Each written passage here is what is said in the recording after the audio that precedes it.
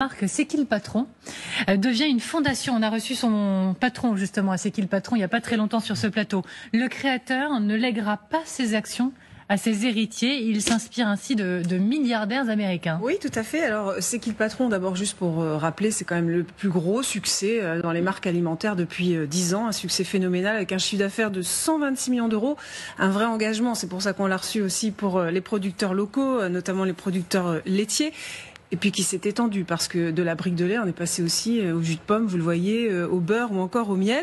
Donc effectivement, le patron, Nicolas Chaban, ne va pas prendre de retraite dorée et en profiter avec ses enfants puisqu'il va léguer ses actions d'un montant estimé entre 20 et 30 millions d'euros à une fondation pour pérenniser cet engagement, donc à savoir la rémunération au juste prix des producteurs. Je lui ai demandé ce matin, par visio, de nous expliquer cette démarche. Ces actions qui étaient les miennes en tant que fondateur, il fallait qu'elles se retrouvent rapidement dans une structure où finalement on ne peut plus avoir de rachat, d'arrivée de fonds ou de gens qui auraient des intentions différentes de les nôtres. Des nôtres, pardon. Et donc on a pensé aussi, et ça il faut y penser, au jour où je ne suis plus là, qu'est-ce qui se passe? Est-ce que ce cadre très resserré autour de l'aide aux producteurs sera toujours aussi solide? Voilà, un homme qui anticipe, un homme qui veut faire en sorte que son engagement reste valable, même lorsqu'il ne sera plus là. C'était une belle preuve d'humilité quand même.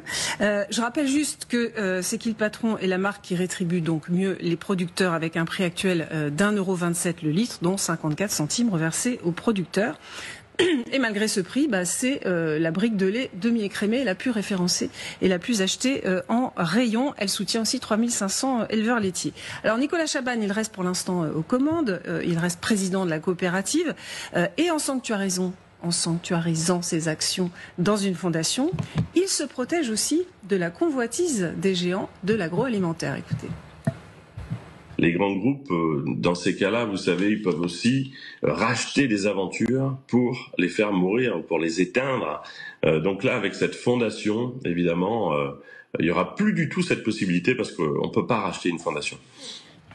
Voilà. Et en transférant ses actions à une fondation, Nicolas Chaban, vous l'avez dit, est dans la droite ligne, même si on ne parle pas des mêmes fortunes, des philanthropes américains comme Bill Gates ou encore Warren Buffett, qui lègueront, je vous le rappelle, 99% de leur fortune à des fondations et à des entreprises philanthropiques. Alors ça fait partie de l'idée très anglicane, c'est la religion aux États-Unis, qu'il faut redonner à la société, qu'il faut partager et qu'il ne faut pas rendre ses propres enfants oisifs, parce que si on leur lègue trop, ça peut faire d'eux des fainéants.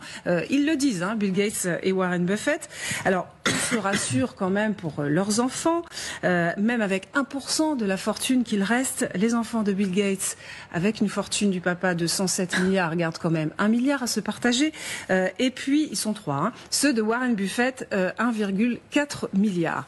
Nicolas Chaban, et c'est important, il m'a assuré ce matin que ses enfants le soutenaient dans cette démarche. Parce qu'en France, contrairement aux États-Unis, on ne peut pas déshériter ses enfants. Donc il faut que, si vous les dépossédez quelque part, vous ayez leur accord, sous peine qu'ils puissent le contester plus tard lorsque vous n'êtes plus là. Le fait de ne pas pouvoir déshériter ses enfants en France, ça s'appelle la réserve héréditaire. Donc voilà, Nicolas Chaban s'est assuré que ses enfants étaient derrière lui dans ce projet.